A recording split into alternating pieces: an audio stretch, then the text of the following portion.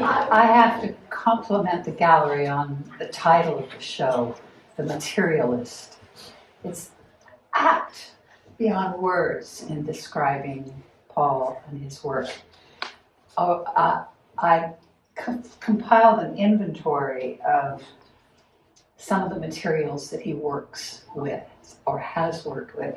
Sometimes you think they're just odd waste materials or they might have come from skips, but there's something a little bit more mysterious about them. But listen to this list: plywood, cloth, glue, resin, plaster, skewers, paints, wire, glue, tin, card, ash, burnt wood, plastic, cotton wool, glue, paper, rust, polystyrene insulation, acrylic, glue, cling film, insulation panels, glass, beeswax, drain pipes, rope, lino, sand, tar, cement, glue. The recipe of all those ingredients is extraordinary, Paul. How do you approach this material? You aren't just taking found objects and displaying them as art. No, I think they're just, I started out as a painter and then it became 2.5 dimensions, and then it became 3 dimensions. And I just wanted materials to work with that were cheap around me. And also, if you're working with a material, you look back into other materials, and I like materials for their own sake. I don't believe in ideas, I believe in a solid world, and that's what I use. And that they're just things around me that I can make cheaply. Glue is it's a wood glue. It's not a toxic one, because I've poisoned myself with toxic ones. But the wood glue is great. You can get it in big drums, and it'll hold. So far, it's held things together for a long time.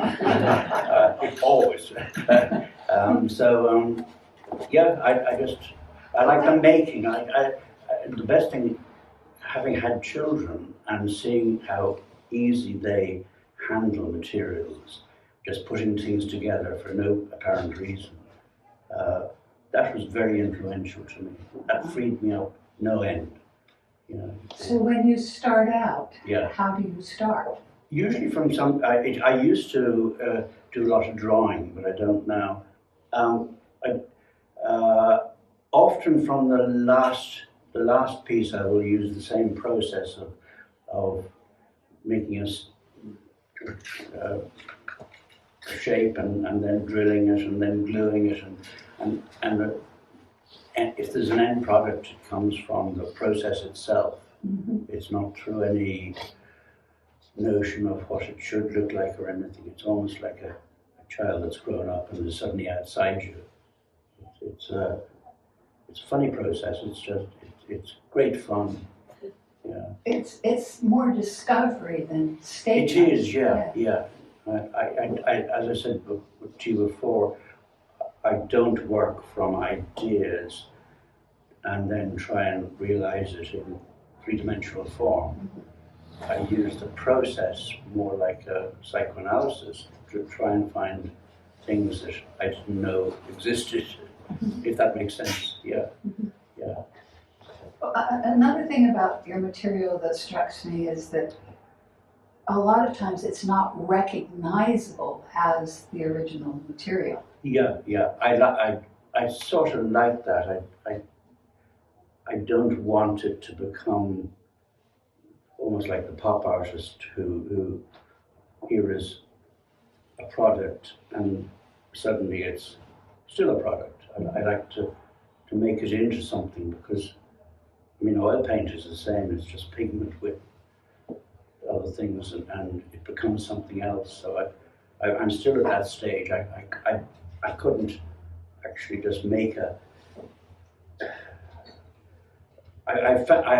Do have a couple of found objects.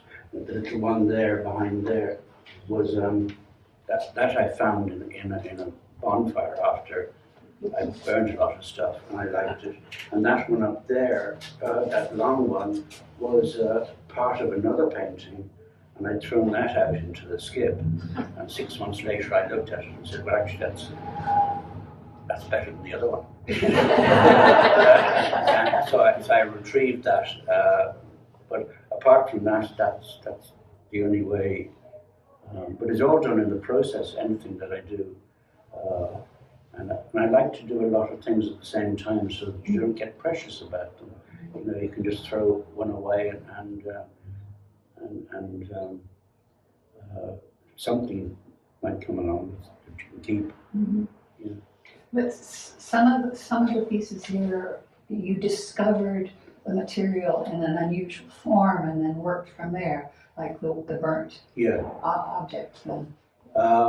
Sorry, You work the object. You find something that's already rather strange. Yeah. And then continue to work on it. Yes, I think I follow my nose fairly most of the time. There's not a huge thought process. I don't believe in thought therapy. It's never done me any good. So instinctive stuff is much more pleasurable. It strikes me too, though, that the instinctual exploration, you're still very cognizant of. You're discovering what this material can do or might become.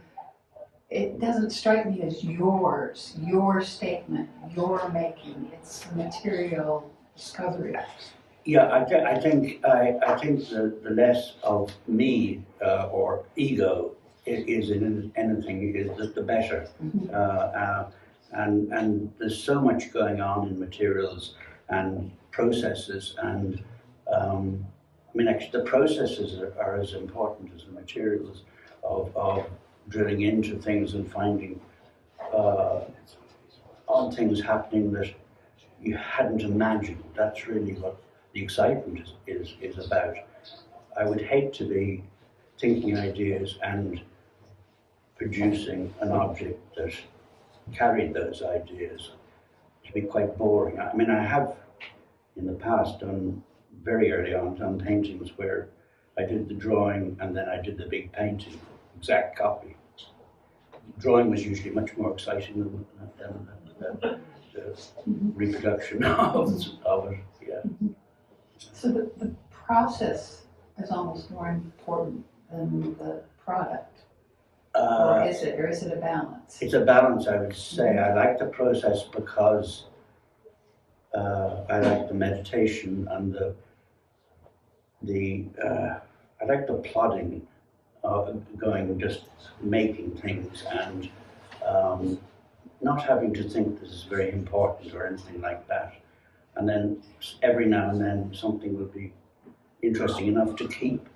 But if you do enough of it and you have enough things going, you can jettison so much other stuff.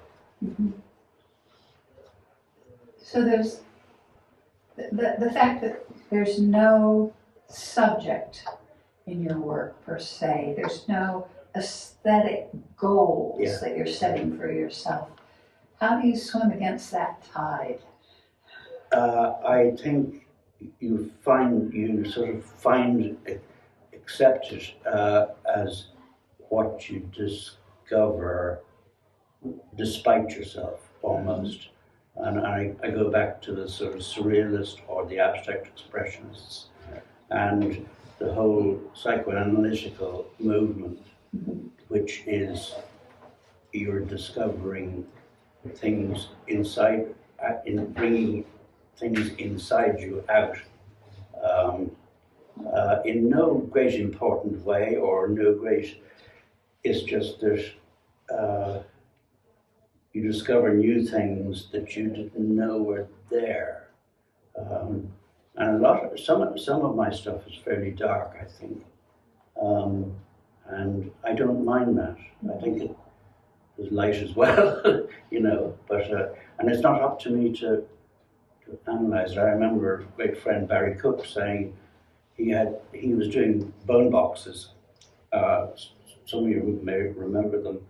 And someone said, oh, there's a lot about death in that.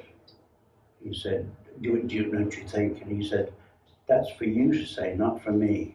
And I realized what he was actually saying was that, well, one of the things I think he was saying was that if he thought about it as death, that might freeze the process and think this is death, this is negative, this is what. Whereas if he didn't ever admit to any of it, it could flow and other things could happen. Mm-hmm. So I think an idea can actually freeze what you're doing if you're not careful. It's a bit like saying, oh, I am a good person or I'm a nasty person. Mm-hmm. You become that because you don't let yourself do anything else. You mentioned the surrealists or the abstract expressionists, but I have a hard time thinking about other artists who may have influenced you or feed somehow or other to your work. Your work seems to be just coming from you. Yeah. I have certain ones I like. I like Kiefer a lot. It feels right, and not all of his stuff was, and I believe the recent stuff not, but it just feels raw and right. Yeah. I like Jackson Pollock taught us a lot. I don't like all his paintings by a long shot, but I like Arshile Gorky, wonderful painter. Yeah. Leonardo is just God anyway, so we won't even go there. But yeah. When you're working so intuitively, how do you know when something's finished? I don't sometimes. Sometimes it's just as good as it will get, but it's not, you know, it's 70% or whatever. And then some things are definitely, I know they're finished. And other things you leave aside and eventually you say they're finished or whatever. But I can't go on any further than that. I especially leave something raw and unfinished and polished. It also sounds like sometimes leaving things in the skip or putting them aside and then discovering them later, you change your mind or discover new things. Yeah. Because sometimes you can say that didn't work at all, and 6 months later you can see something. It was pointing another way you didn't even realize 6 months ago, which is great. It doesn't often happen, but I mean, when it happens, you thank the gods. You've mentioned a number of times to me that your family has had a huge influence on you. Oh God, yes. Good and bad. I mean, I grew up with art all around me, so it was really good. And I think you're probably talking about what I was joking about. I always saw my brothers and father and various others. They were very good at solving problems, physical problems, like in the flour mill, machines would have to be brought to the top. And I always admired the dexterity and problem solving, but I was always afraid of getting it wrong myself, and that machine would fall from the roof and kill somebody. So I think art is a sort of almost a parallel universe, which doesn't matter if it goes wrong, because it's safe, and very few people have been killed by I mean, I broke somebody's foot with painting, dropping on it. That's about a limit, and I think Richard Serra is about the only person that has actually killed somebody. Yeah, with the sculpture. But otherwise, we're a fairly harmless activity. Uh, and nobody takes us seriously anyway. Yeah. Yeah. Yeah. Can we open this up to any of your questions? Do you use a blowtorch or a lamp? Blow lamp? I have, yes, Those yeah, things yeah, are really yeah, shapes. yeah, great things. Yeah. They can get out of hand terribly easily, you know, and Catch fire. do it outside as well, because Yeah, exactly. toxic fumes have been a real problem, yeah.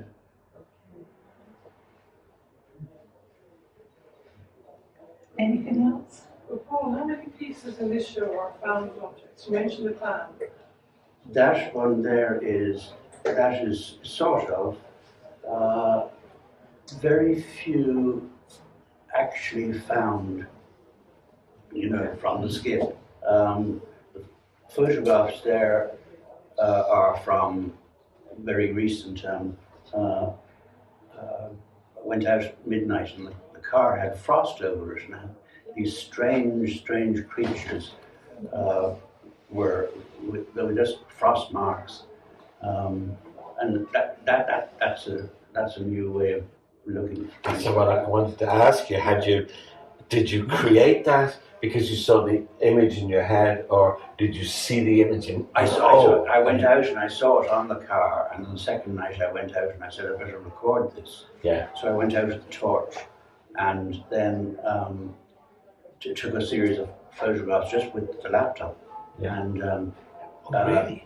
yeah, and then a friend of mine lives up the road. You know, he's a photographer and printmaker, and he has a G-clay print press. So he digitally worked on them and sharpened them up a bit, and then printed them for me, which was great. Yeah. Because I've never really used photography directly in my work at all. I might more. It just reminds me of a couple of images that I got one frosty morning, out for a walk, Yeah. and looked in the puddle, Yeah. and the colours that were coming out of it. Yeah. Remarkable. But You really need to carry the camera the whole time. Oh, you do, yes. Otherwise you miss out on. big Yeah. bloody heavy Yeah, I though. know. yeah. I think actually it was during lockdown when I discovered that because I couldn't go and take landscape photographs, I came inwards and got into macro photography, Yeah. looking inside flowers and things. And yes, I remarkable images, both of them. Yeah, I was very lucky that was. Right place, right time. Yeah, Paul, just a question. Your early work, I don't know an awful lot about where you started, but I know it was abstract, Yeah, kind of hard edge abstract, Yeah. colour field-ish. yeah. Yeah, I'm just kind of curious, can you see a point, or how you connect, how this work, can you see it connecting back, or was there a point where you said, you throw your hat at that and I'm jumping into a different arena, or are you in the same arena? No, I don't think I'm in the same arena. What happened is drawing was always my fallback. I love drawing. I don't do it now, but it's the basis. Then I went to college and I fell in with the hard edge abstraction school, but it was much too cerebral for me, and I wasn't getting any gut feeling back. Came back to I was in London at the time. I came back to Ireland and it fell apart. I just stopped work and then started drawing again.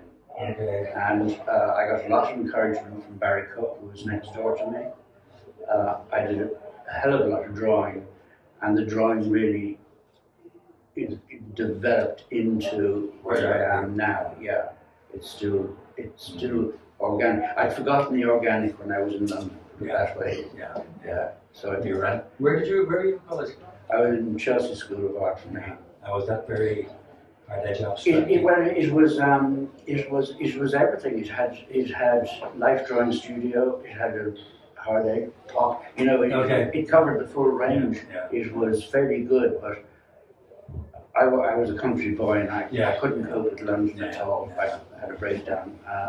So it wasn't great. Yeah. I was at a good college, Maidenhead in Berkshire, and we had a very good painting sculpture and a very good sculpture teacher, and they were probably more important.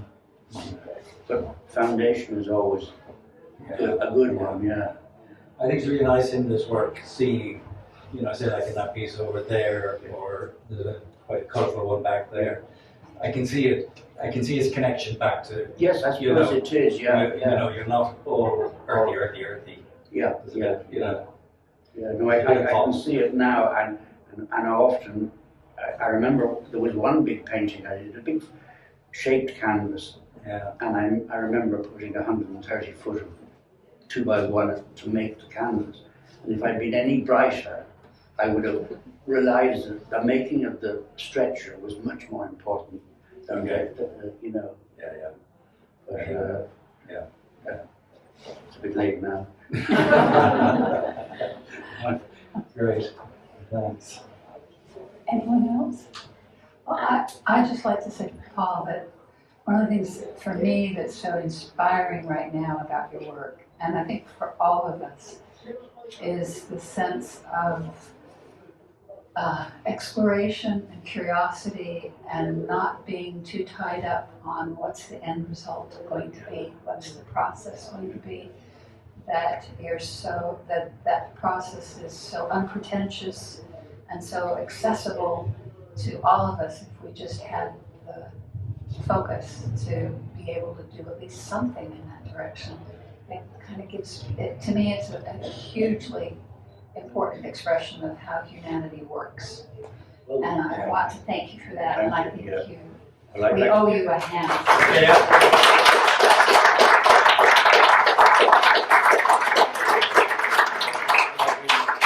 I've been extraordinarily lucky in having the one important thing, which is time, Yes. and that came through money from the Arts Council, old age pension sadly, and my wife working, teaching, all of these things gave me time, which is more important than anything. It's a good result of your time. And could I just say one thing that Paul won't say himself, but of all the artists I've ever come across, and this is spanning the same period of years as yourself, Paul, I've never come across anybody who is so lacking in the commercial instinct. And